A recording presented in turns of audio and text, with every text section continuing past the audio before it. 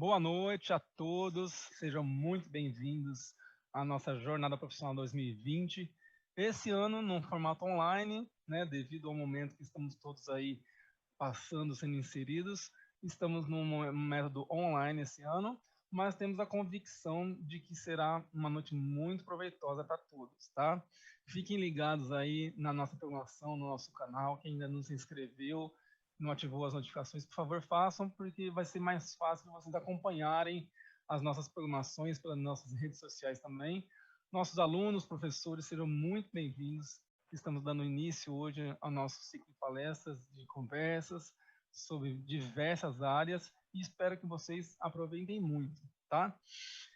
Estamos aqui nos cuidando das unidades, nos preparando para que assim que o retorno for possível e autorizado, recebê-los aí. Estamos com muitas saudades.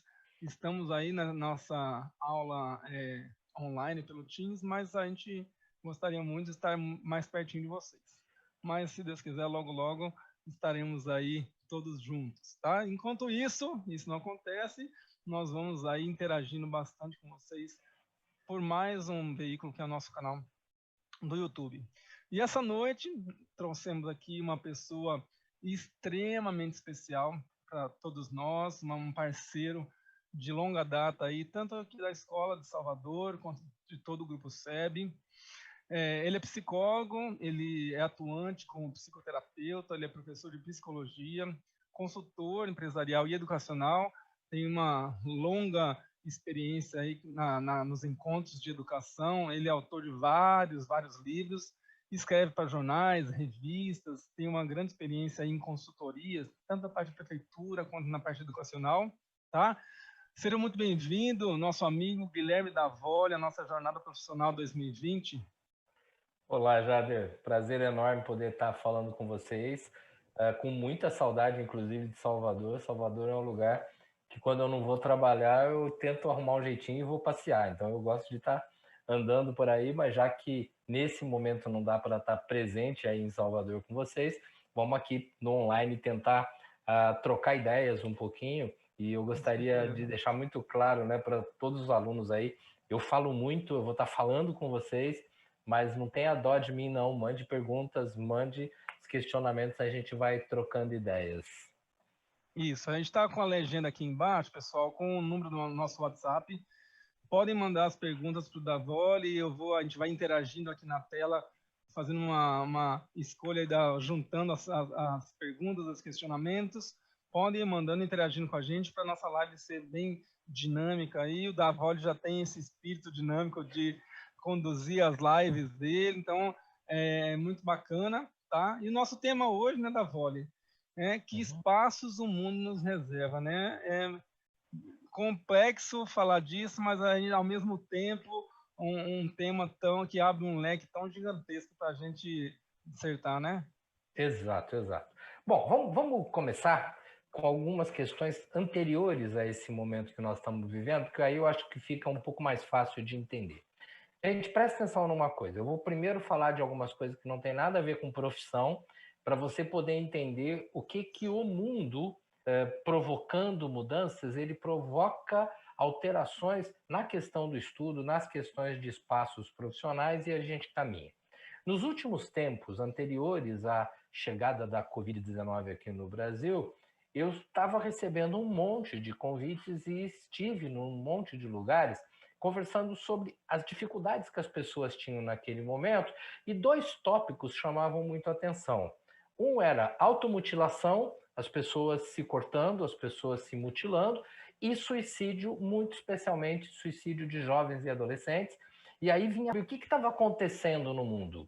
Por que tinha aumentado, por exemplo, em mais de 480% o suicídio de estudantes de medicina?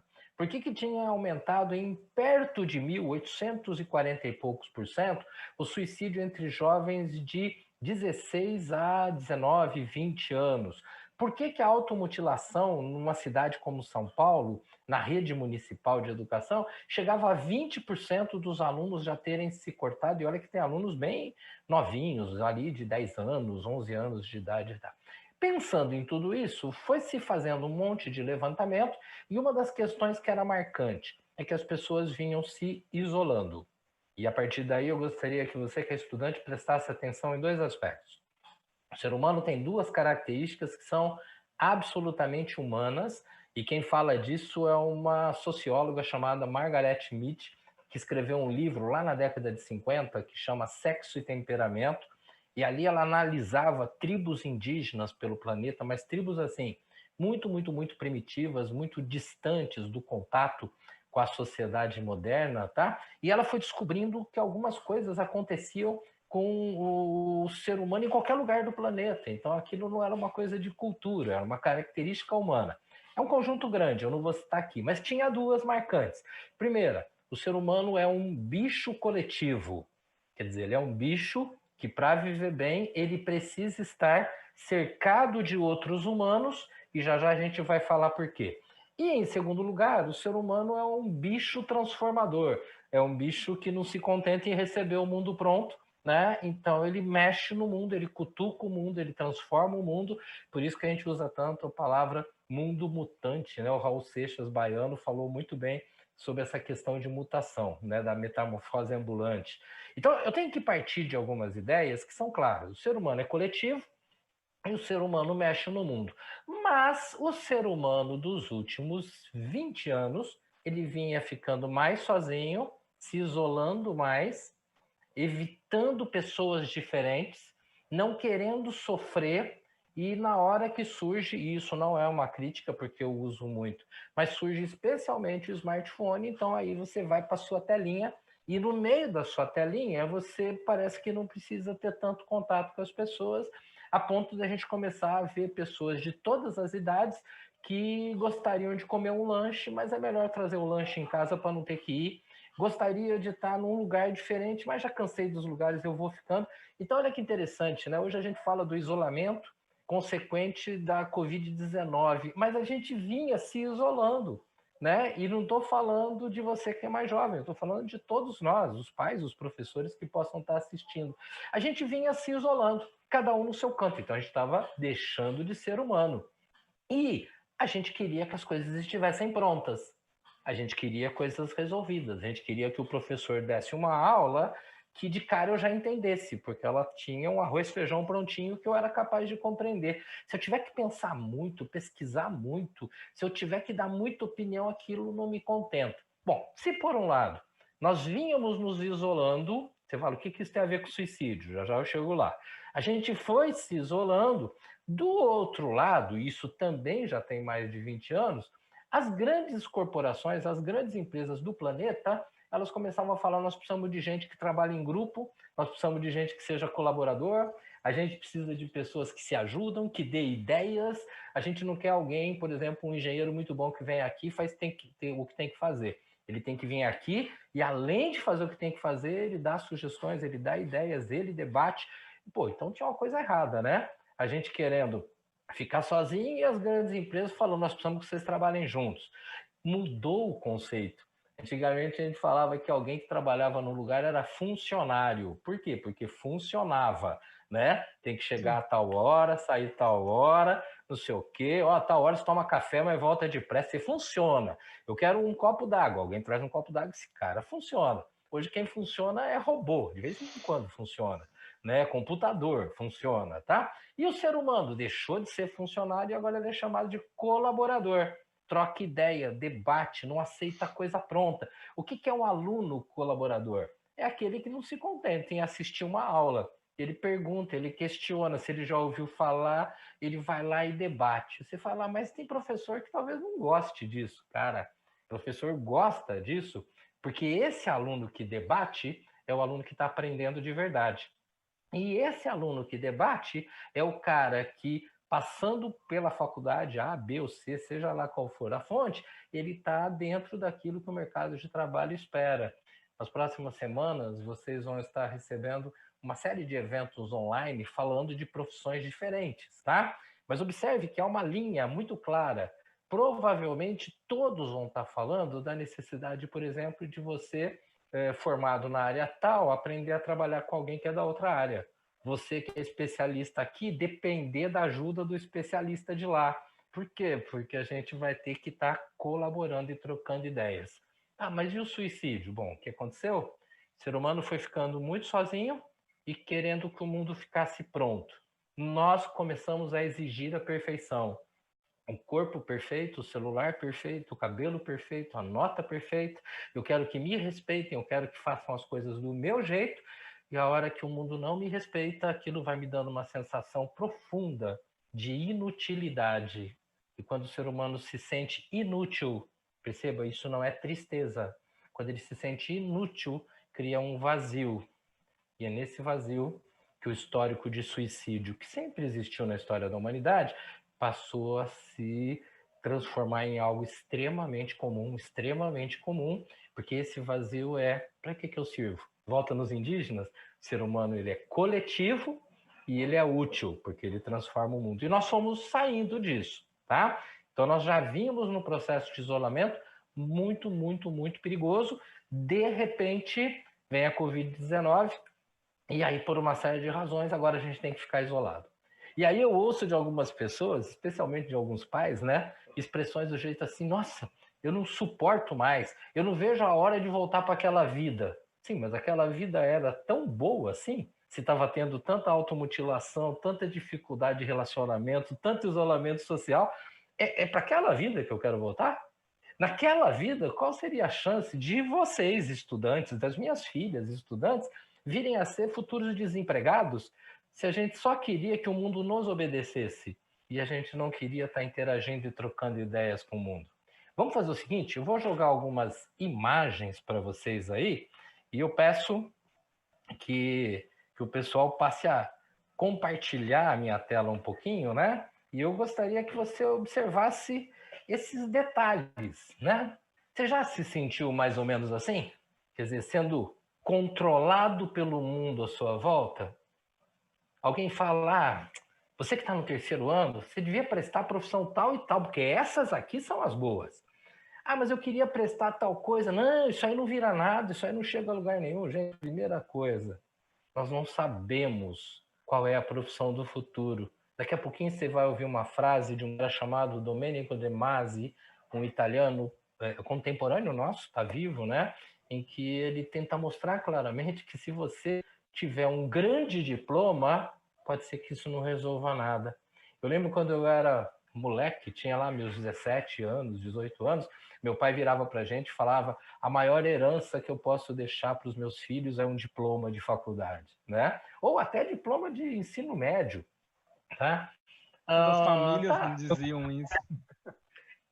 Porque na verdade você ter um diploma fazia você ser tão diferente da maioria das pessoas que você estava garantido. E eu posso te falar Exato. que comigo foi mais ou menos assim, porque eu saí da faculdade lá no finzinho do mês de dezembro, em fevereiro eu estava trabalhando.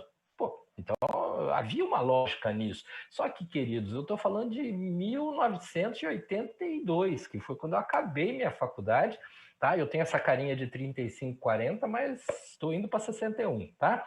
Então, esse era um dado fundamental. Se você tivesse um diploma, estava resolvido. Hoje nós estamos cheios de gente que tem mestrado, doutorado e desempregado. Hoje nós temos pessoas especialistas com cursos, inclusive fora do país, que de repente não tem espaço. E a hora que você vai ver o que está faltando, essas pessoas têm conhecimento, sim, só que o conhecimento não está junto com a capacidade de debate, de troca de ideia, do ir além do óbvio. Então, você que está pensando em fazer direito, você que está pensando em fazer administração, fonoaudiologia, ótimo, é isso que você quer, é esse o caminho, mas você não vai ser só um administrador, só uma fonoaudióloga, só um advogado. Você vai ser isso e mais todo o conhecimento, eu chamo isso de conhecimento 360, que você pode estar agregando. Isso não quer dizer ficar viajando na maionese, ficar andando por todos os assuntos, mas eu tenho que compreender aonde os assuntos estão, e essa sensação de que eu sou controlado é que foi fazendo com que em alguns momentos anteriores a gente se sentisse assim, extremamente sozinho, extremamente sozinho. Extremamente sozinho, às vezes na sala de aula, às vezes até dentro do colégio, às vezes na reunião com amigos, às vezes com a família. Por quê? Cara, porque a gente entrou numas de, pô, eu não vou contar meu problema para os outros, que fica chato. A gente entrou numas de não querer se meter na vida. E se a gente não se mete, se a gente não se envolve, a gente não aprende, a gente não troca, a gente não percebe o quanto a gente é útil na vida de alguém. E hoje, seja lá qual for o diploma que você está buscando, a faculdade que você está buscando, o espaço profissional que você está buscando, ele tem que ser um espaço que contribui para a melhoria da qualidade de vida do ser humano. E essa qualidade de vida do ser humano já não tem mais regra. Eu me lembro de uma frase, mas sinceramente não lembro o autor, e eu não gosto de citar frases sem o autor, tá? Mas essa vai ser mesmo. Em que ele falava que a grande profissão do futuro é a que vai resolver o problema do futuro. Como eu não sei qual é o problema do futuro, eu não sei qual é a grande profissão do futuro. Mas eu tenho alguns exemplos. Nós, nesse momento, temos muitas pessoas, muitos profissionais trabalhando em home office dentro de casa e muitas empresas já estão decidindo que eles não vão voltar a trabalhar na empresa, eles vão continuar no home office, vão continuar trabalhando dentro de casa, né? Você fala, pô, mas isso é legal? Ué, se o objetivo é trabalhar, se o cara consegue, trabalhando em casa, ser mais produtivo do que no local de trabalho, se ele resolve os problemas, desde que ele tenha uma boa internet, um equipamento razoável, sim, isso é extremamente bom. Mas você não falou que tem que trabalhar junto em equipe? Opa, tem hora que a gente vai estar junto, por exemplo, utilizando o próprio computador, né? Tem um monte de aplicativos aí, mas, por exemplo, às vezes tendo a nossa reunião lá no trabalho também, tendo churrasquinho, tendo outras coisas. Mas eu não sou escravo de uma regra que a vida inteira foi a mesma. Isso aqui é minha casa, é onde eu trabalho, isso aqui é meu, desculpa, onde eu moro, isso aqui é meu trabalho, onde eu faço as outras coisas, né? Eu mesmo já estou aqui há mais de 100 dias dentro da minha casa, atendendo gente por terapia e para um monte de lugar diferente, conversando com um monte de cidades diferentes. Ah, você sente saudade de ir para o seu consultório? Ah, eu gosto de ir lá, mas aqui está muito bom. Você sente saudade de viajar e ir para vários lugares? Oh, eu acho fantástico, eu sinto saudade sim, mas o mundo pede isso, então é isso que eu tenho que ser. Quando é que você vai voltar? Não sei, tenho a menor ideia. Porque eu tenho que ser aquilo que o mundo precisa. E vencendo a solidão, eu vou me livrando de uma outra expressão muito perigosa e que a gente vem usando de eu não gosto de gente tóxica, gente que fala que eu gosto, gente que tenta fazer minha cabeça. Eu não gosto de pessoas que vêm com umas ideias assim, assim. Eu não gosto. Gente, o que é tóxico? Tóxico é alguém que não concorda comigo, né? Tóxico é alguém que eu acho que quer se meter na minha vida. Responde para mim. Você acha que você já foi tóxico na vida de alguém? Tóxico é a pessoa que de repente invade um espaço e eu não quero que seja invadido. Eu preciso trocar ideias. Nas próximas semanas, nos próximos tempos, vocês vão estar tendo uma série de eventos pensando em profissões. Mas eu gostaria muito, muito, muito que mais do que você falar que profissão que eu vou fazer, eu quero que você vá pensando sobre que tipo de vida eu quero viver e que tipo de diferença eu quero fazer no mundo e que ferramentas são os cursos, os conhecimentos eu vou precisar para fazer essa transformação no mundo. Olha que interessante quando a gente vai lá para 384 anos antes de Jesus Cristo e a gente encontra Aristóteles, né? E o Aristóteles vira para a gente e ele tenta explicar por que a gente tem que estudar tanto. Pensando hoje, estudar tanto online, estudar através da internet, estudar trocando ideias com amigos, estudar tirando dúvidas com colegas, com professores, estudar, conhecer o mundo, né? E a gente fala assim, tem que estudar para passar na prova. O outro fala, não, tem que estudar para passar no vestibular. O outro vai falar, não, você tem que estudar para você conseguir vencer na vida. Aliás, tinha uma frase antiga também que falava, você tem que estudar para você ser alguém na vida, como se eu ter nascido não fosse o suficiente. E, sinceramente, só do que você nasceu, você já é suficiente. Olha que bacana, né? Aristóteles fala assim, a função primeira do conhecimento, do estudo, da escola, daquilo que eu aprendo com meu pai, com a minha avó, com a minha tia, com a internet, com um monte de lugar. A função primeira do conhecimento é dar condição do homem vencer seus próprios medos. E aí volta para mim. E agora nós vamos chegar lá no suicídio outra vez. Quando o ser humano tem medo, Ele se sente menos. Toda vez que o ser humano se sente menos, ele está armando um sofrimento. E aí, ou ele vai agredir o mundo, ou ele vai agredir ele mesmo. Quando eu me sinto menos, quando eu me sinto deslocado, ou eu vou agredir quem estiver perto, eu vou culpar alguém, posso inclusive culpar alguém que não tem nem nada a ver com o assunto, eu posso descontar minha raiva em alguém, ou eu posso ser bonzinho e ficar quieto, engulo, e aquilo que eu ia jogar contra os outros, eu estou jogando contra mim. Aí você lembra daquilo que eu falei? O aumento da sensação de inútil foi fazendo as pessoas não verem sentido na vida. O aumento da sensação de inútil foi fazer a gente não chegar a lugar nenhum. A ideia de, você tem que ser que nem teu primo, hein? Porque teu primo passou na universidade X, não sei o quê, e tá muito bem na vida. Opa, peraí, se eu não for igual meu primo, eu não sou ninguém. Aí eu vou afundando. Por que aumentou a violência no mundo?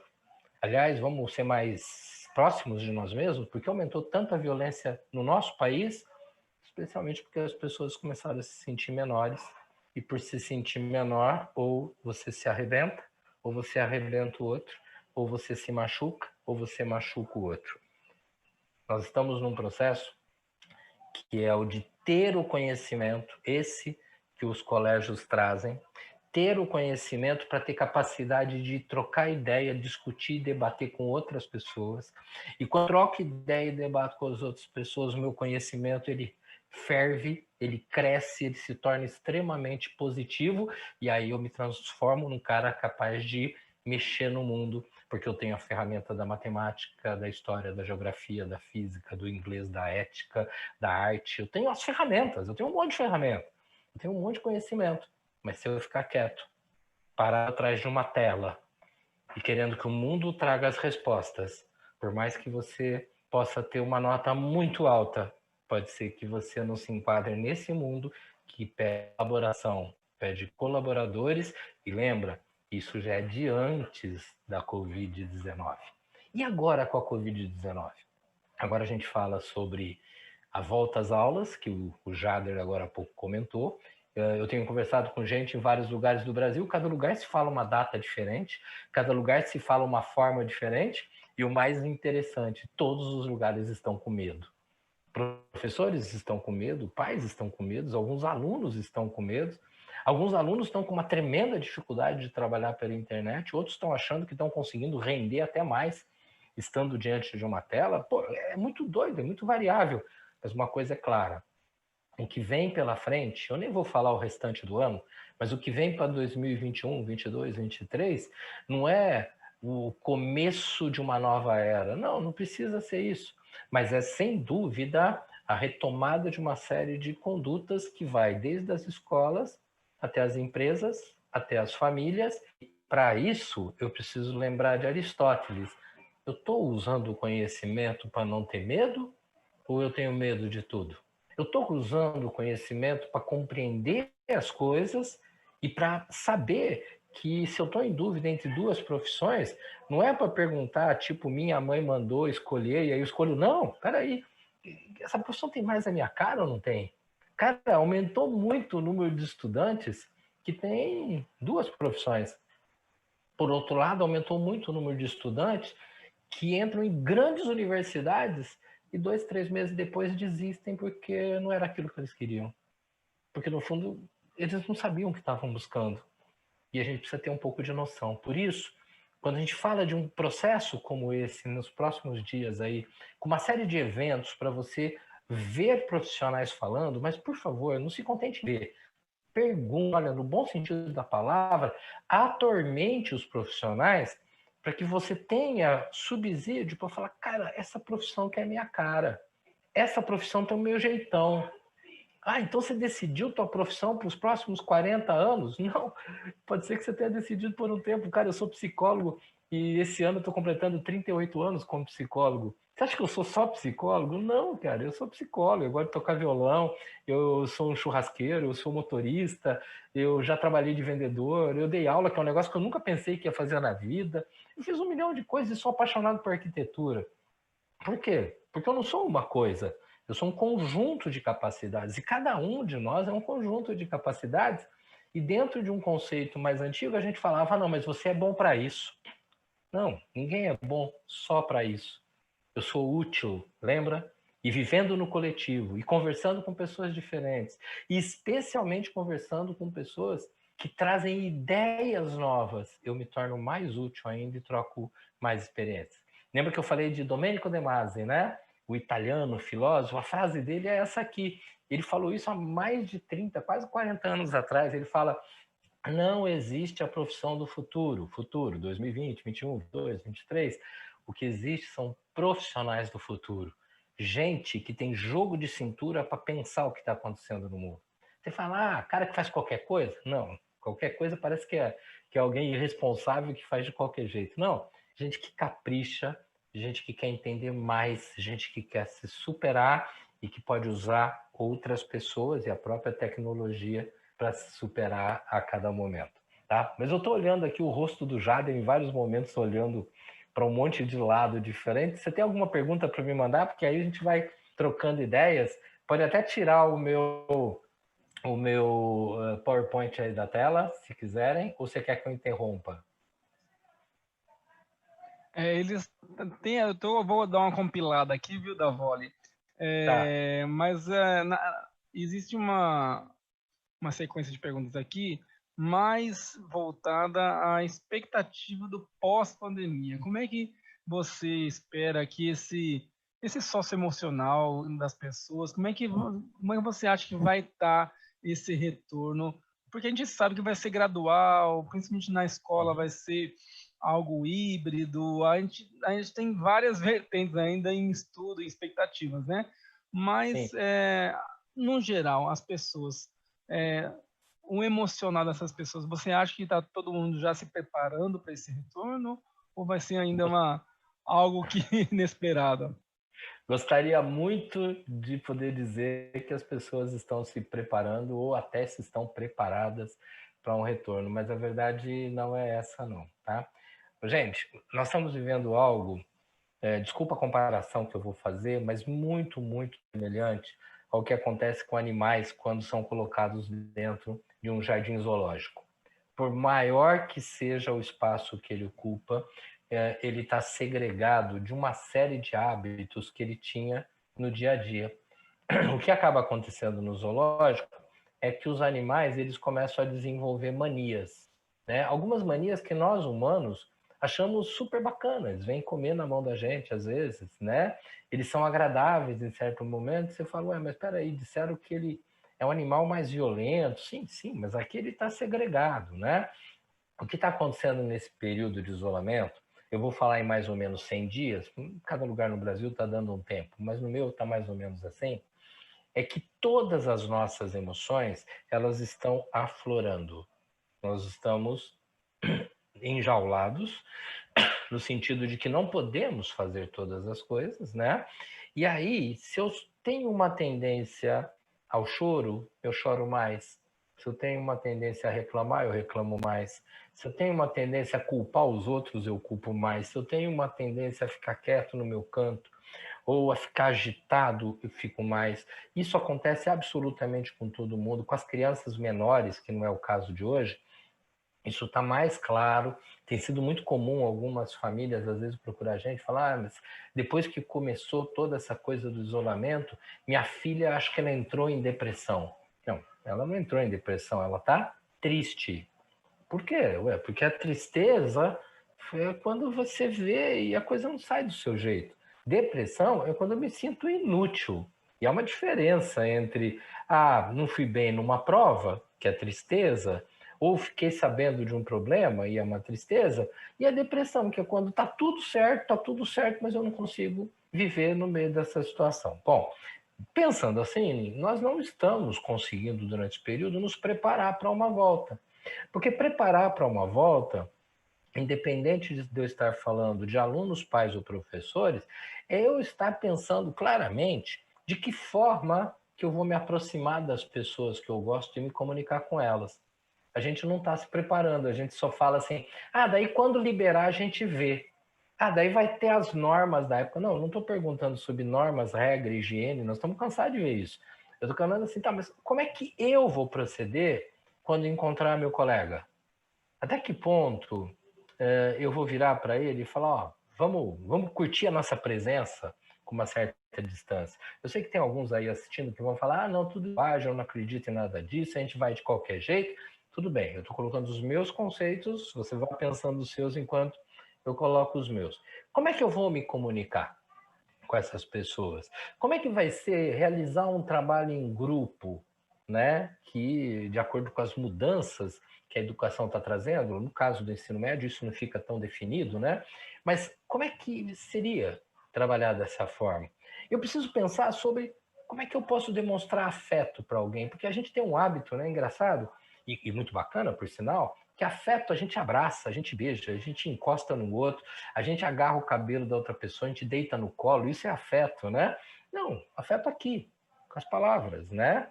Eu posso desejar coisas boas, eu posso, pelo meu semblante, pelas minhas palavras, transmitir afeto. E entender que se você não me abraçou, isso não quer dizer que você não gosta de mim, mas simplesmente porque nós estamos vivendo um processo muito complexo que obviamente temos uma expectativa mágica, né, de que quando uma vacina aparecer, tudo acabou, não temos problema, mas as pessoas que estão acompanhando e estudando o que está acontecendo no planeta estão sabendo que nós temos possibilidade, sim, nos próximos anos, de voltar a passar por outras questões pandêmicas, talvez com vírus, talvez por questões da própria natureza, outros caminhos. Então, isso não é algo que obrigatoriamente veio para ficar, como o uso da máscara e o tal do álcool em gel. Mas é algo que eu tenho que considerar, porque a hora que eu falar, não, eu sei como eu vou me comportar quando eu for na festa, no shopping, no colégio, eu sei, no caso do adulto, como eu vou me comportar quando eu for trabalhar em tal local, aí, lembra do slide anterior? Deixa eu até voltar ele aqui rapidinho, né? Do Aristóteles, acho que foi tirado da tela, né? Desculpa. Voltou? Não? Tá, Então tá, deixa. tá exposto. Tá, legal. Ele falava, se você tiver conhecimento, você não tem medo. Então, primeiro conhecimento, o que eu vou fazer? O que nós aqui de casa, eu, meu irmão, meu pai, minha mãe, o que a gente acha que é o certo? O que eu e meus colegas consideramos o correto, o mais certo? Mas tem lugar que ninguém está fazendo nada. Pense você, qual é o meu conhecimento na cidade que eu moro, no colégio que eu estudo, no bairro que eu resido, no condomínio que eu estou, qual é o tipo de conduta que eu acho certo? Porque quando entro numas de simplesmente falar, não, mas todo mundo faz de qualquer jeito. Imagina se eu vou fazer diferente. Cara, você não está usando o conhecimento. E é o conhecimento que faz com que a gente tenha paz na hora de tomar decisões, na hora de ter uma atitude mais coerente. Então, quando a gente fala assim, tá bom, como é que as pessoas estão? Elas não estão se preparando para nenhum retorno. As pessoas estão esperando que simplesmente venha um milagre aliás, a palavra retorno ela deve ser evitada, porque retorno é a gente fazer exatamente como era feito antes. E foi justamente porque as pessoas não se comunicavam de forma clara que as coisas foram se perdendo. Vamos pegar só em termos de Brasil e pensar assim, se nós fôssemos um país que dialogava com tranquilidade e calma, provavelmente a gente tivesse conseguido controlar esse processo todo lá no começo. E aí, a exemplo de alguns outros países que eu concordo que são menores, de mais fácil comunicação, as coisas estariam muito mais fáceis. Por que se perdeu? Porque às vezes eu estou tão preocupado em criticar os outros, os outros não fazem, os outros são errados, os outros não sei o quê, e aí eu vou criticar desde o mais pobre ao mais rico, eu vou criticar quem é do lado A, B, C, D da política, eu vou criticar, eu preciso criticar alguém, só que eu mesmo não faço nada para mudar o mundo. Meus queridos alunos, prestem atenção, o mundo está cheio de gente. Quem consegue hoje se destacar no mundo cheio de gente é aquele que ouve muito, olha muito, pensa muito e depois disso tudo age com as melhores ferramentas possíveis. E as ferramentas que eu já citei, né, as próprias matérias da escola e mais tarde da universidade, elas se somam às ferramentas da informação, do conhecimento, da capacidade de organizando o nosso pensamento, a gente poder fazer um bem no mundo que está aqui hoje. Espero sinceramente que quando o retorno for começar a acontecer, vamos falar diretamente aí de Salvador, né? Vai começar a acontecer, que cada um fala, opa, a lei é essa, Agora, a lei, nesse caso, não é para ser simplesmente cumprida, ela é para ser analisada, refletida, e dentro das possibilidades da lei, como é que eu vou viver em paz? E eu preciso entender que eu não estou passando por uma ressaca, porque eu tive lá uma crise ontem à noite e agora eu estou sofrendo. Eu estou passando por um ataque. Nós estamos passando por uma situação altamente semelhante a uma guerra, com um diferencial muito claro. Se nós estivéssemos numa guerra e olhasse lá da janela do nosso apartamento lá fora e visse alguém com uma metralhadora atrás de uma árvore, eu falaria, ali está o perigo. Só que nós estamos vivendo uma guerra em que a gente olha lá fora e não tem ninguém com a metralhadora Não atrás se da vê o árvore. inimigo, né, Davoli? Não se vê, é uma guerra invisível. E na guerra, sabe como é que as pessoas sobrevivem? Volta lá atrás. Se unem, se apoiam, pensam juntas, estão dispostas a colaborar com os outros, que no fundo, é o que as empresas estão esperando, que o mercado de trabalho está esperando, que a própria estrutura da universidade está esperando, né? Então, O eu preciso sim Davoli, e retomar. aproveitando essa sua fala desse retorno, é, como é que você acha que os alunos, os jovens em si, eles vão lidar com esse medo do contato pós-pandemia? Porque, assim, na verdade, hoje em dia existem regras, existem normas, existem sugestões de como ficar, distância. Agora, esse Isso. emocional, esse psicológico, como é que você acha que eles vão retornar com esse medo desse contato? Será que Uhum. isso vai ainda durar por muito tempo?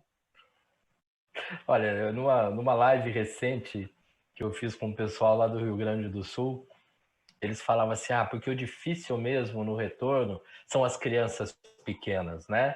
Como é que a gente faz para evitar que uma criança pequena agarre a outra, corra atrás da outra e toque na outra? Eu falei, cara, como é que você faz para um ficante não querer ficar com alguém?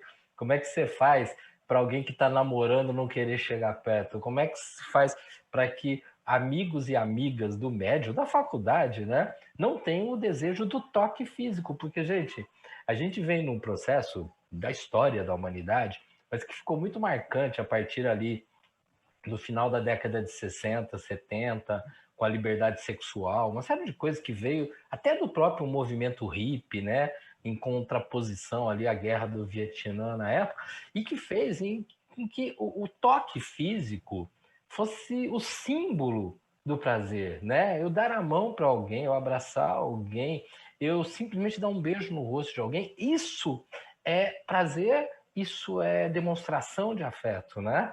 Então, é muito complexo. E eu, infelizmente, eu tenho que fazer uma reflexão nesse sentido de forma muito clara. Nós, não são apenas os jovens, especialmente os jovens, mas nós teremos um período em que nós vamos ter que reaprender o afeto, que foi o que eu falei alguns minutinhos atrás. E aí, minha querida e meu querido, nós temos que olhar e falar, cara, eu não estou tendo o toque físico que eu queria, e não estou dedicando o toque físico que eu gostaria, que nós estamos dizendo que gostamos menos ou mais de alguém. Então nós vamos ter que aprender a descobrir outras formas de afeto. E isso é a gente se preparar para o que vem depois, né? Então, pequenas brincadeiras que a gente pode fazer. Eu lembro que lá no início, Jader, quando começou essa onda, né, da Covid, ela nem tinha chego no Brasil, o pessoal começou a se cumprimentar batendo o pé, né? Quer dizer, um encostava o pé no Sim, outro sim. porque não podia dar a mão, e aquilo era engraçado. Para depois, de repente, parece que isso aí ficou meio que perdido. Sim, mas se eu realmente chegar perto de alguém e tocar um pé no pé da outra pessoa, e aquilo for honesto, cara, eu tô falando, cara, eu tô com o maior prazer de te encontrar mesmo. Pô, fantástico. É prazer. É que a gente parece que condicionou que o prazer ele tá daqui para cima, para não falar da sexualidade como um todo, né? Não, o prazer ele tá nos olhos. O prazer tá na forma como me aproximo. O prazer ele existe, ele vai estar proibido? Não, ele está temporariamente sublimado. Sublimado quer dizer, eu vou para o sublime. Deixa ele lá um pouquinho, porque eu preciso cuidar da saúde, porque isso é fundamental para mim. Desculpa o exemplo que eu vou dar, mas eu tive a oportunidade de acompanhar um amigo meu, na época que a AIDS era a doença que matava muita gente, e eu acompanhei, inclusive nos últimos dias, estive no hospital todos os dias com ele dando uma visita. Chegou uma hora que ele estava muito mal, eu não vou descrever como ele estava, e a orientação dos médicos é, olha, não toca muito, não é que por causa da AIDS, não toca porque ele está com muita dor, né? Então, às vezes, um toque, um afago, ele pode sentir, né? Eu achei aquilo um pouco estranho, tudo bem. E aí ele falava claramente, muitas vezes, falava, nossa, você não sabe o prazer que eu sinto quando chega alguém aqui e a pessoa sorri. Você não sabe o prazer que eu tenho quando a pessoa está aqui e no lugar de ficar perguntando para mim, você melhorou? Como é que você está hoje? Não sei o quê. A pessoa vira e fala assim, cara, vim ouvindo Rolling Stones no caminho, ele era apaixonado por Rolling Stones, vim ouvindo Rolling Stones e não sei o quê. Você falava de um assunto, ele gostava de ser tratado da forma como ele sempre foi tratado. E isso é uma grande demonstração de afeto. Pensa aí nos seus amigos e para pensar um pouquinho. O que eu podia falar para aquele amigo, para aquela amiga, que ele vai falar, pô, que legal, a gente é muito amigo mesmo, a gente se gosta pra caramba. Ou até para o namorado, para pô, essa pessoa gosta de mim, né? Por quê? Porque ela fala daquilo que me chama a atenção. E aí, isso dá tempo para que a ciência, com todas as suas possibilidades de conhecimento, vá nos fortalecendo com relação aos riscos que estamos correndo e que são reais, tá ok? E aí nós possamos ter não os antigos abraços e beijos, mas os novos abraços e beijos, que eu acredito que serão até melhores, né? Porque quando a gente fica muito tempo sem comer uma comida que a gente gosta, o sabor dela melhora. Quando a gente fica muito tempo sem fazer aquela viagem que a gente curte, a viagem é fantástica.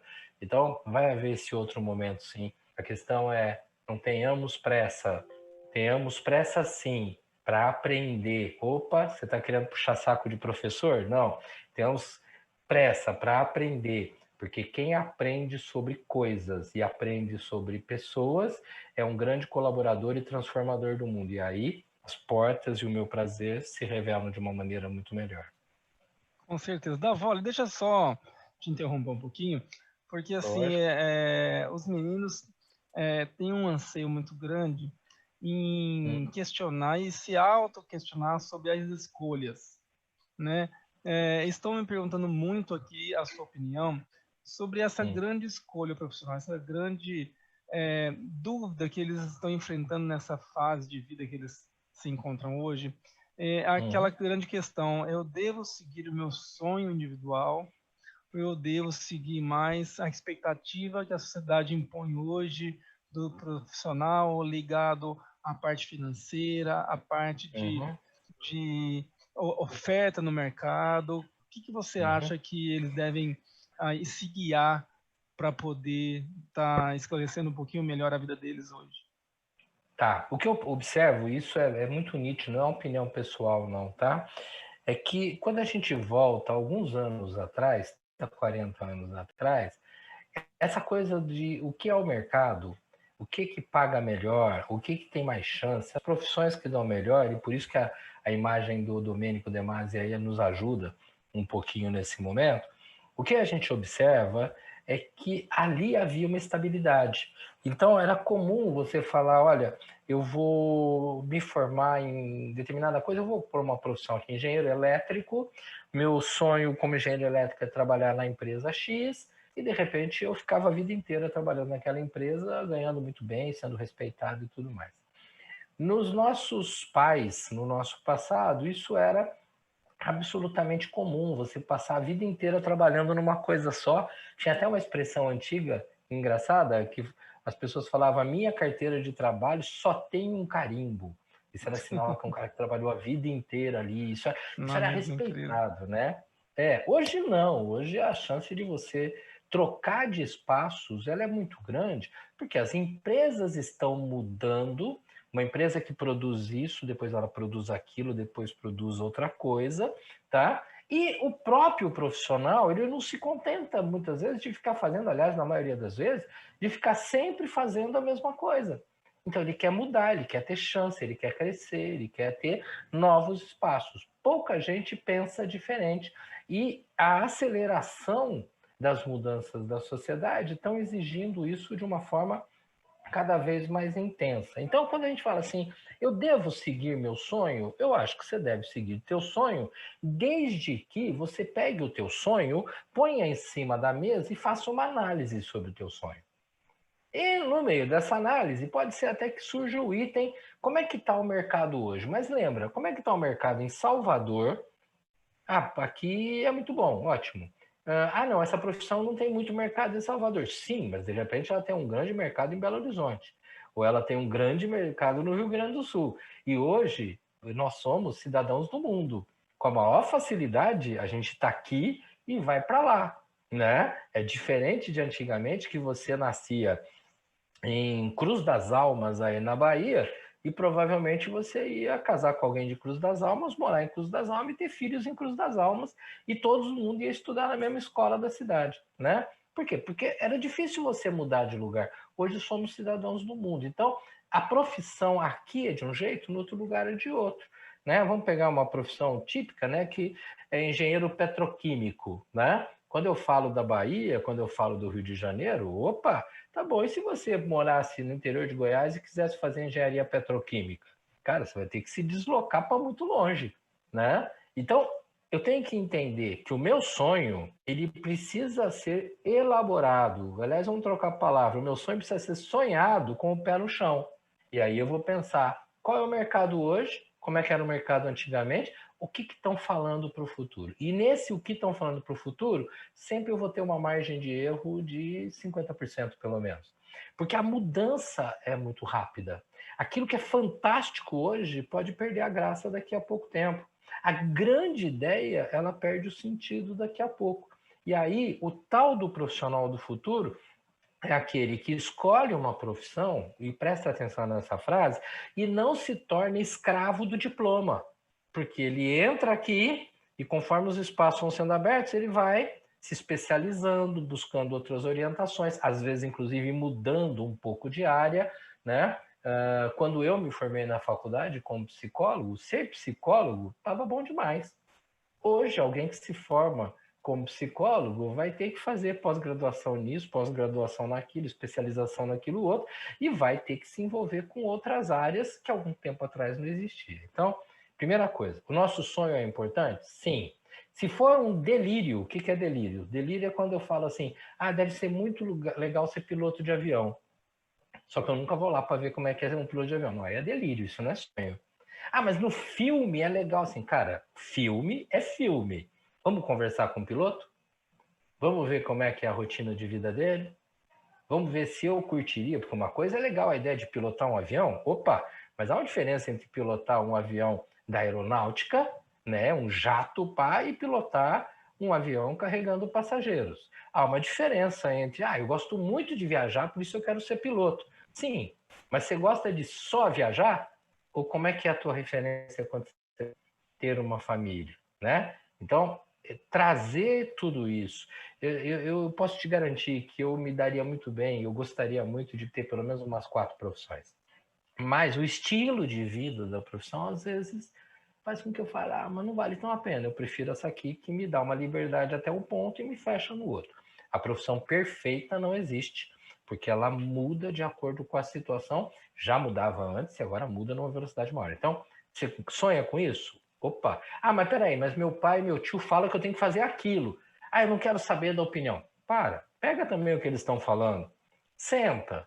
Mas com quem que eu vou conversar? Com meu pai e meu tio? Não, eles já falaram. Agora você vai conversar com gente da escola, você vai conversar com a própria internet. Você pode pedir, se for muito caso, uma orientação vocacional, mas é muito legal que você conheça a profissão. Então, olha, se você tem uma dúvida sobre fisioterapeuta, não tenha dúvida, procure um fisioterapeuta.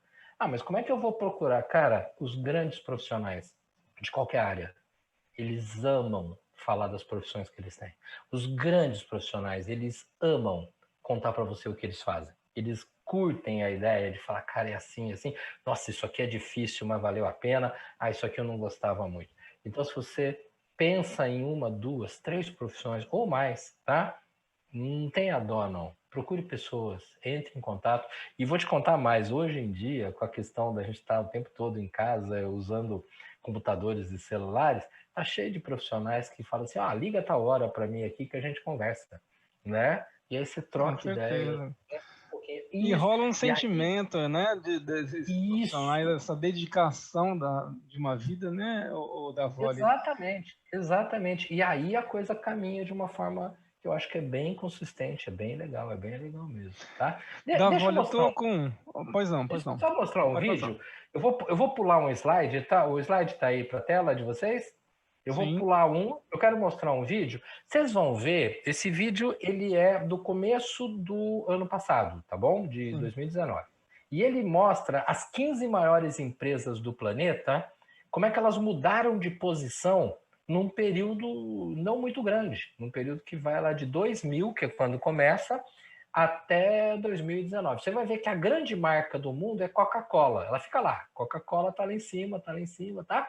E tem um monte de outras empresas. Elas aumentam, diminuem, e vai. De repente, você vai ver que vai começar a surgir empresas que não estavam ali, elas vêm lá de baixo. Algumas apareceram de repente e sobe, vão lá em cima e a Coca-Cola desce. E depois a Coca-Cola desceu mais ainda. Lembra que isso aqui é fim de 2018, tá? Assiste o vídeo, eu vou narrando enquanto isso, tá? Ó, Coca-Cola na frente, Microsoft em segundo, nós estamos em 2002, a IBM, que é tecnologia, GE, que é tecnologia, Intel, tecnologia, Nokia, tecnologia, olha a Disney crescendo, tá? Mas observa, quase nada muda, tá quase tudo no mesmo lugar. Daqui a pouco, ó, 2006, a gente viu a Toyota crescendo, a Coca-Cola quietinha, 2007, 2008, começou, olha o Google, presta atenção no Google, gente, lá de baixo. Olha como essa empresa sobe, olha para baixo que vai surgir outra agora. Vai disparar e veio. Apple, que mexe com computadores. E ela vem disparando. Olha como é que ela disparou em 2012. Passou e derrubou a Coca-Cola. A Google chegou, olha para baixo que vem mais. E vai subindo. Agora surgiu a Amazon, que vende produtos pela internet. A Coca-Cola desabando, o Google caindo. Vai vir mais uma aí por baixo. O Facebook apareceu, começou a subir, tá? E aí a gente começa a ver grandes mudanças mundiais acontecendo, até que a gente chega em 2018 e, ó, a Coca, que era a maior marca do mundo, ela perdeu 2/3 da importância dela em 5 anos. Quer saber o motivo? Começou-se uma campanha mundial para beber água. Não era uma campanha contra a Coca, beber água. Percebe que não tem nenhum concorrente dela aí? Aliás, tem o McDonald's que vende Coca-Cola, ajuda a vender. Se não tivesse McDonald's, talvez ela tivesse um pouco menor. Sabe o que a Coca-Cola está fazendo? Comprando as melhores minas de água do mundo inteiro e engarrafando cada vez mais água. O desejo do mundo mudou, a grande marca perdeu o espaço. Vamos ver o que está em primeiro lugar? Apple, tecnologia. Google, tecnologia.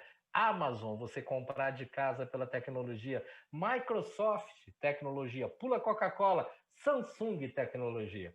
Opa, então eu vou escolher uma profissão na área de tecnologia. Querido, isso mudou.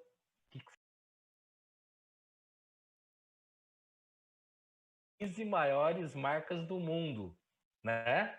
Lógico, tem muita marca fantasticamente importante aí para baixo, né? É nesse ponto que a gente tem que entender que eu sou um mutante. E eu não sou um mutante porque eu não sei o que eu quero da vida. Pelo contrário, porque eu sei o que eu quero, mas eu não sou escravo daquilo e eu vou me abrindo para as outras possibilidades. Mas eu te cortei aí a hora que você Não, ia me fazer até uma aproveitando esse pergunta, link Jader. das profissões que das empresas que você está mostrando aí, da Vole, tem vários questionamentos aqui, várias dúvidas. Uma delas que eu achei interessante aqui, que alguns alunos também perguntaram parecido, é a dúvida, por exemplo, eu tenho um leque de profissões, mas eles estão ainda numa posição, alguns alunos aí na segunda série do ensino médio, que eles não conseguem se conectar com nenhuma delas, né? Qual que seria um primeiro passo, uma primeira alternativa para eles buscarem alguma ligação com algo que ele não consegue se identificar? Ele tem um leque de possibilidades, só que ele ainda não conseguiu se identificar com nenhuma delas. Tem algumas dúvidas. Eu tenho 3, como eu decido? Como é o que eu busco? Alguma coisa entre as 3, mas tem diversas pessoas que não conseguem se conectar a nenhuma delas. Sim, hoje em dia, a possibilidade de você olhar 100 profissões e falar, mas por que Sim. que essa possibilidade é grande? Você fala assim, será que eu não sirvo para nada? Não, não é isso. O problema é que eu estou tão habituado a receber um mundo pronto, né? Um mundo que vem mastigado para mim, porque nesse aspecto, sem dúvida nenhuma, a internet facilitou demais nossa vida, que eu acabo não parando para pensar quais são as minhas melhores habilidades, as minhas melhores competências, né? Eu gosto de, olha, eu vou falar de coisas básicas, porque às vezes as pessoas falam, não, peraí, eu sou bom de matemática, então tem essas profissões. Ah, não, pera um pouquinho, eu sou bom de física, é aquela profissão. Não, meu negócio é humanas, então, porque eu gosto de história, geografia, português, então eu vou para essa profissão. Cara, eu sou psicólogo e sempre me dei muito bem com matemática, né?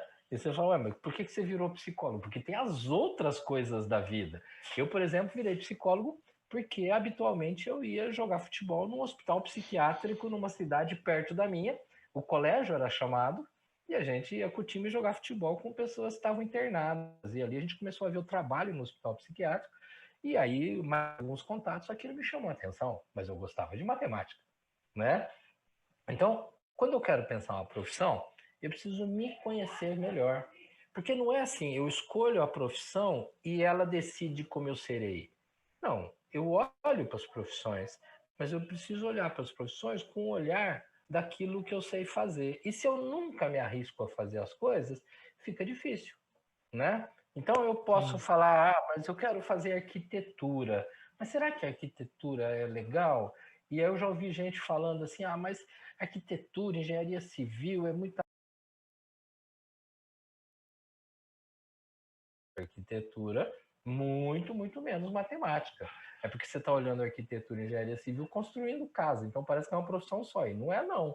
Elas trabalham de formas diferentes, inclusive elas são complementares num monte de coisa, né? Aonde que eu vou tirar a dúvida? Conversando com os profissionais diferentes. E mais uma dica, quando você for conversar com um profissional, agora, no meio da pandemia, infelizmente está difícil, tem que ser pelo computador ou até por celular, como se estivesse telefonando mesmo, tá? Mas o ideal, você quer conversar com o engenheiro mecânico? Vê se você consegue marcar uma hora, que não é difícil, e vai lá na empresa, ver como é que o engenheiro mecânico, como é que é aquele lugar, como é que são as máquinas lá dentro. Você quer conversar com o advogado? Opa, vai lá no escritório dele, para você sentir como é que é aquilo, né? Sentir aquela história. Eu até brinco com as pessoas, tá? Mas é uma brincadeira que às vezes é séria. Meu tio, ele é advogado, então eu vou conversar com ele. Sim, mas o teu tio, ele vai conversar com você como um sobrinho, ele não vai com você como se ele estivesse falando, tem os prós aqui, os contras assim. Ele talvez vire e fale, faz que nem teu tio, faz não sei o quê, eu te ajudo. Não, mas não é isso que eu quero saber. Eu quero saber como é que são as variáveis. Inclusive, teu tio pode ser um excelente advogado que atua em todas essas áreas.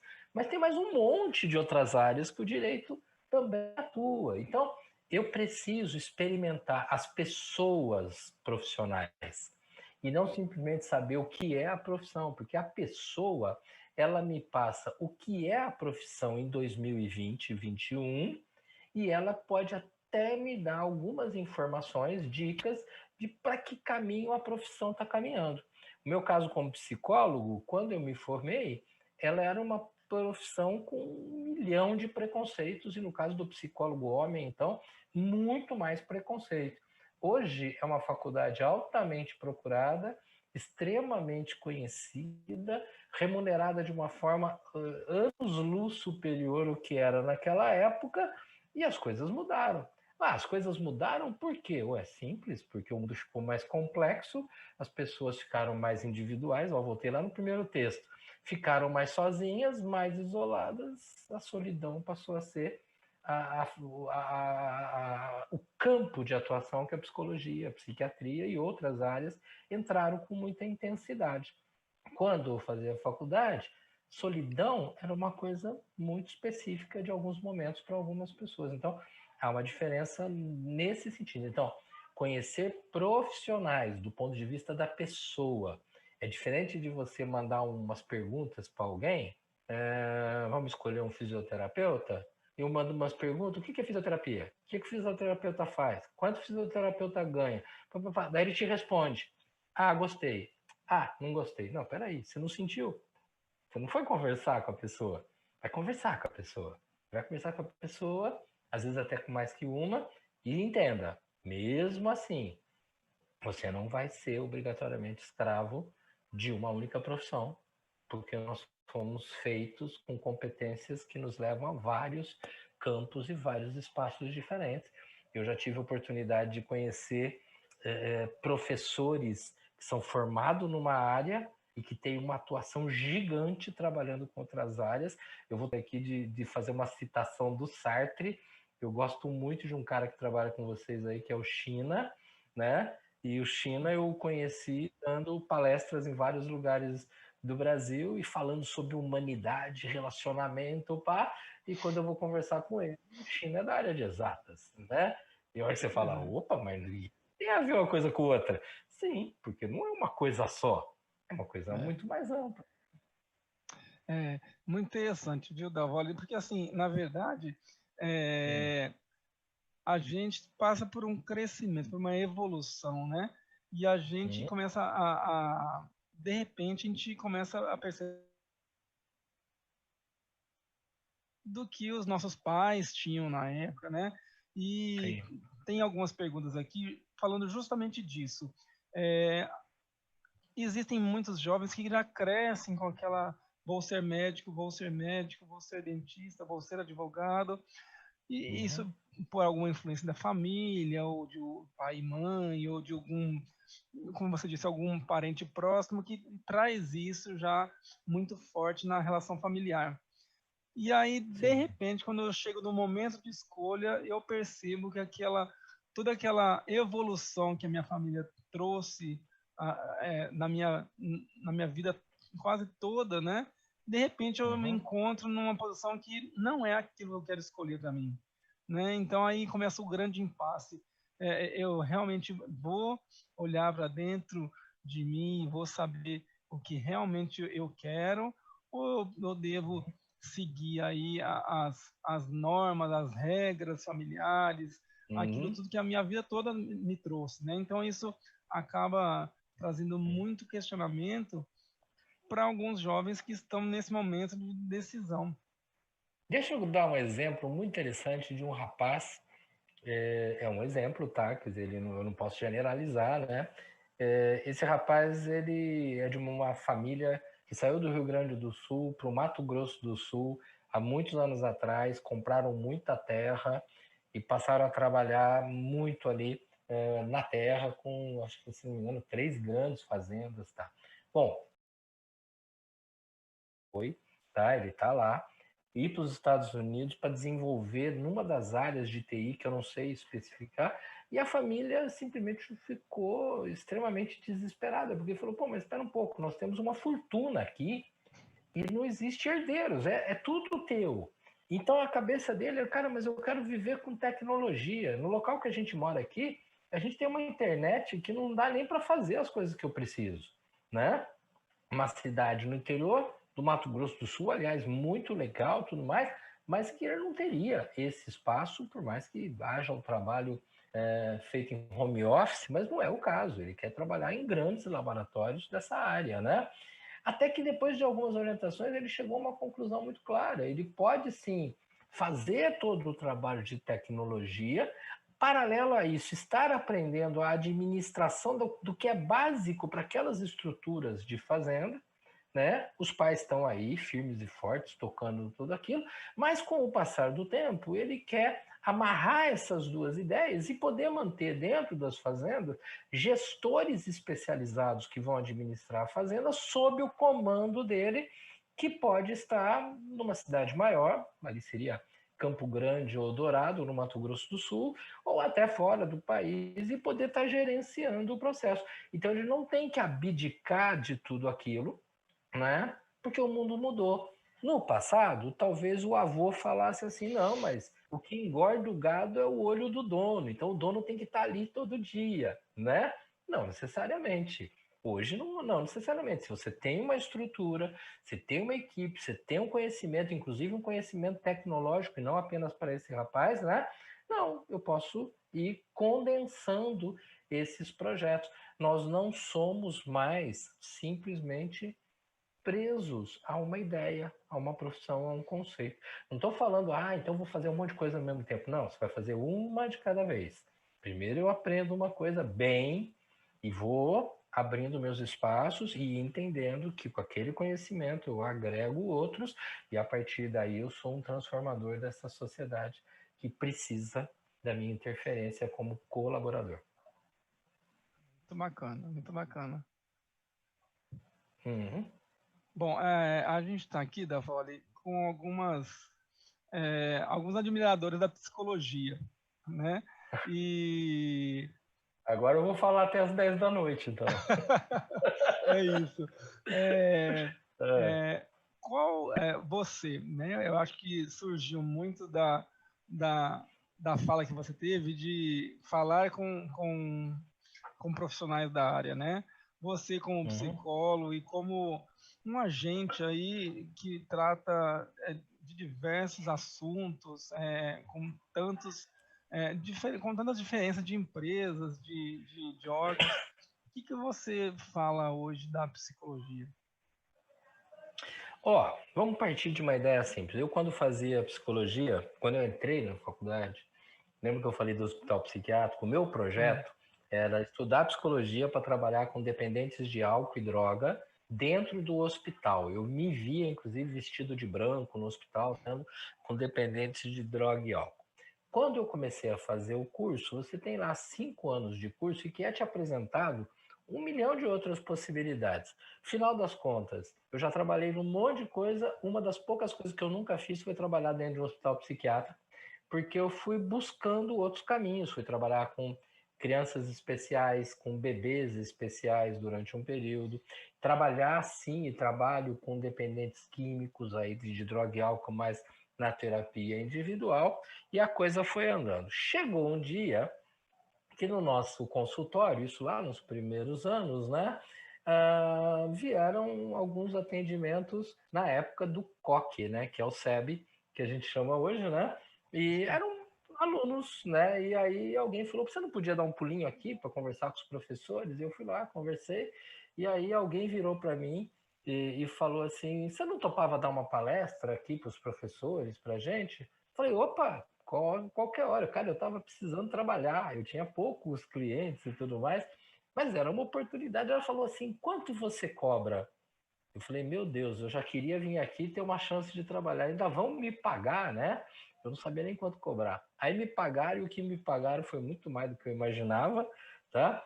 E eu fui dar essa palestra, e dessa palestra fui dando outras palestras. A partir daí, eu comecei a tentar amarrar a minha experiência de clínica com a experiência de educação. Aí surgiu a oportunidade de dar aula em faculdade, que foi absolutamente inesperada, porque foi uma professora que passou mal e precisavam de alguém para substituí-la por inicialmente 3 semanas. Eu fui para 3 semanas e fiquei mais ou menos uns 22 anos dando aula em faculdade. E aí a coisa foi abrindo, e a coisa foi abrindo. Então, na verdade, eu acho que pegando um pouco do gancho, né? Eu fui ser psicólogo porque alguma coisa me chamou a atenção. Mas ali as outras coisas foram acontecendo. Eu poderia falar, não, peraí, eu não sirvo para dar palestra. Não, eu tinha que aprender. Mas dar aula em faculdade? Não, não é minha cara. Não. Opa, então não vou. Mas você podia fazer um trabalho com a empresa. Não, meu negócio é criança e adolescente. Não, eu fui lá ver. Eu posso me dar mal? Posso tentar um trabalho e não dar certo? Posso. Mas se eu não tentar, se eu não experimentar, não tem como. Então, lógico, eu vou tentando, você vai tentando, e aí você vai sendo uma pessoa com um pouquinho mais de jogo de cintura e se adaptando. E isso é absolutamente para todas as áreas, todas as profissões. E se na época em que eu me formei isso já se apresentava com essas possibilidades, nos dias atuais, então, é absolutamente fantástico. Por isso, uma coisa fundamental, gente. Não existe conhecimento desnecessário. Quando você fala, não sei para que tem aula, não sei do que, você vai descobrir. Meu caso pessoal, odiava química.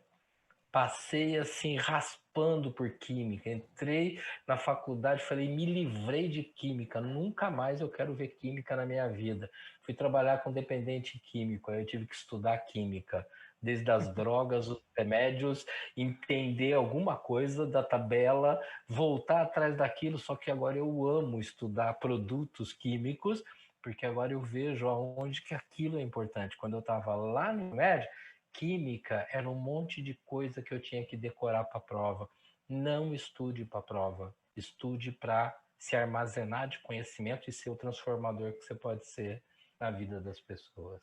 Tá tudo muito relacionado, né, Davoli? Porque a Totalmente. gente sempre vê essas discussões, poxa, mas eu vou fazer humanas, para que eu vou estudar tanto matemática e física, né? Mas pode chegar num determinado momento que isso vai, uma coisa vai depender da outra e o conhecimento envolve, né, Sim, vários fatores e envolve várias áreas, né? sim, sim. A questão toda é que o conhecimento, se ele está aí, ele é para ser, no mínimo, experimentado. Não quer dizer que eu vou gostar de tudo, mas no mínimo Sim. experimentado. Está aí, para que eu vou perder a chance? Tá? A não ser que você fale, não, isso aqui por um motivo X eu odeio. Tá bom. Então, se você odeia e realmente não há necessidade, tá ok. Mas por que eu vou ser menos? Lembra? A sensação de menos, inferioridade, gera uma condição em que eu passo a agredir o mundo ou me agredir. Acho menos, opa, já estou equilibrado. Não precisa se achar mais também. Eu só preciso estar equilibrado. Aí as coisas andam bem. Davoli, eu tô aqui com uma relação gigantesca de dúvidas, de questionamentos, de A gente marca agradecimentos. outra.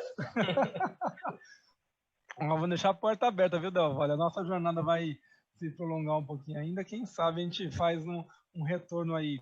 É, Tá, mas só para a gente fazer uma última pergunta aqui. Tem algumas tá. pessoas que estão na dúvida e pedindo uma sugestão sua, que é uma linha muito tênue entre o que a minha família gostaria que eu fizesse e aquele meu sentimento do que eu realmente, o meu íntimo manda, né?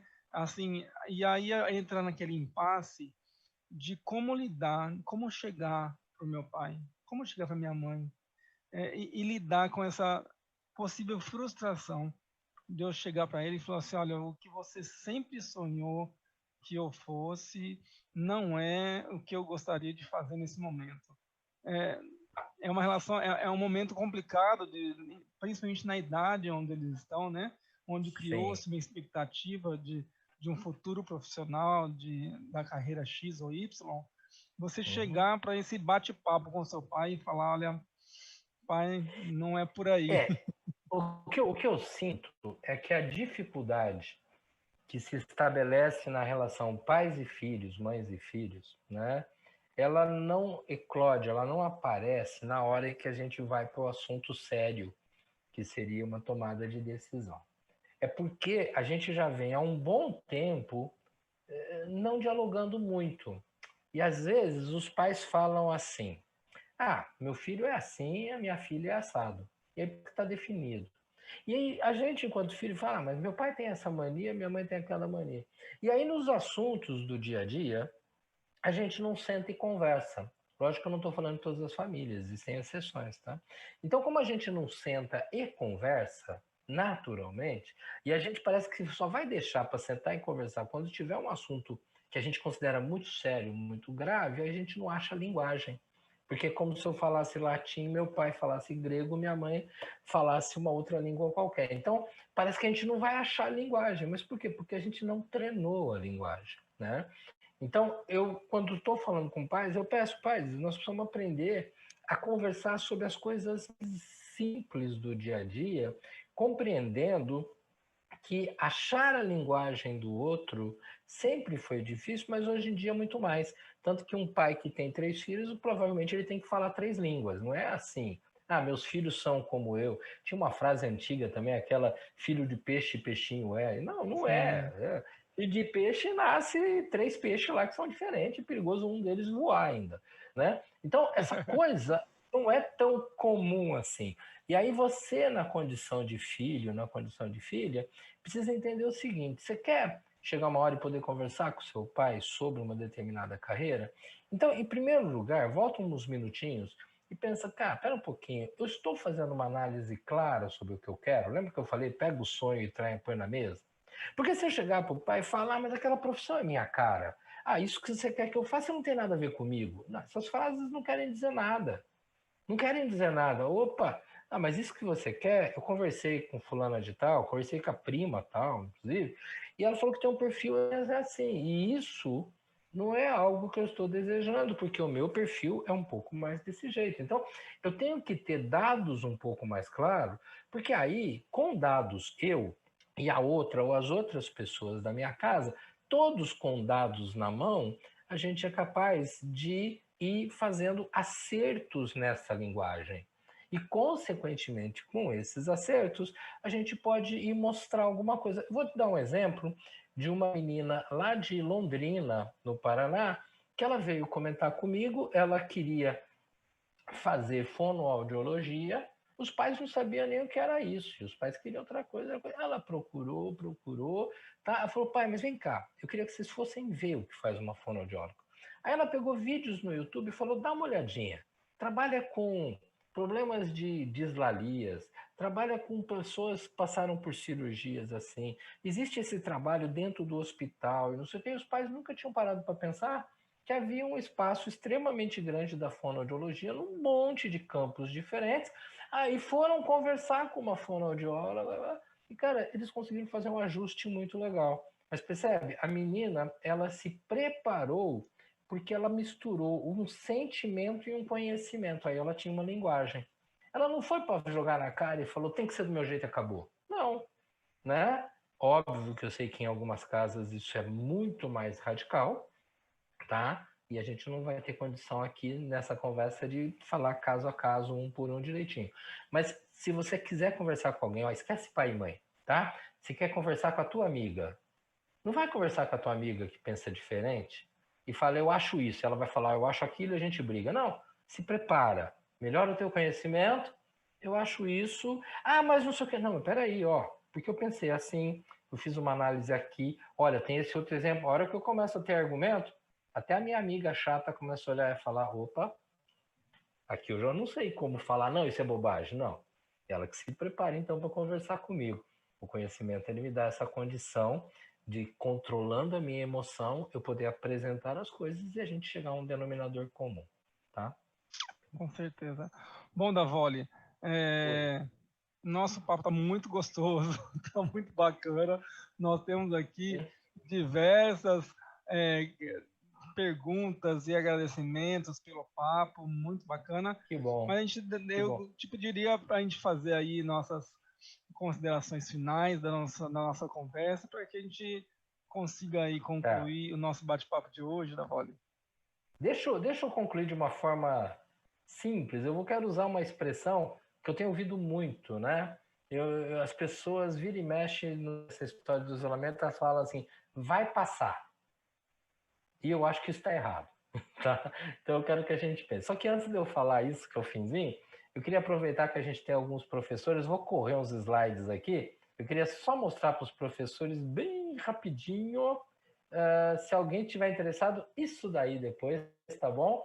Amanhã eu estou lançando um curso que chama Redescobrindo a Arte do Conviver, o Educador Preparando Vidas para o Mundo Mutante.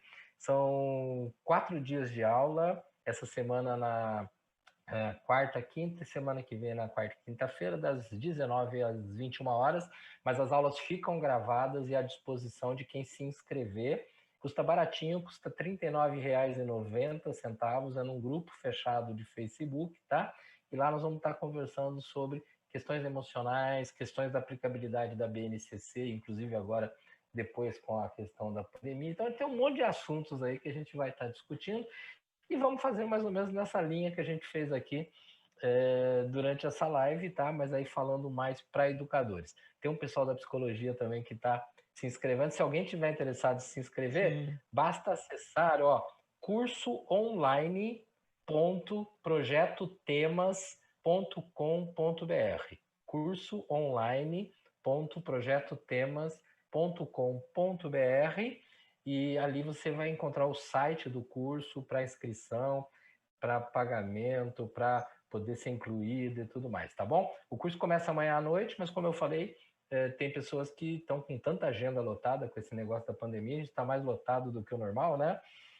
E aí as pessoas acabam não tendo tempo, mas o curso fica disponibilizado por 60 dias para quem tiver incluído no curso. Então, já fiz meu merchandisezinho, aí eu volto no merchandisezinho e falo que o Clóvis de Barros deixou essa ideia para gente. Aliás, uma ideia que eu já citei para professores aí mesmo, na Bahia. Você só está vivo quando você está fazendo alguma coisa por alguém.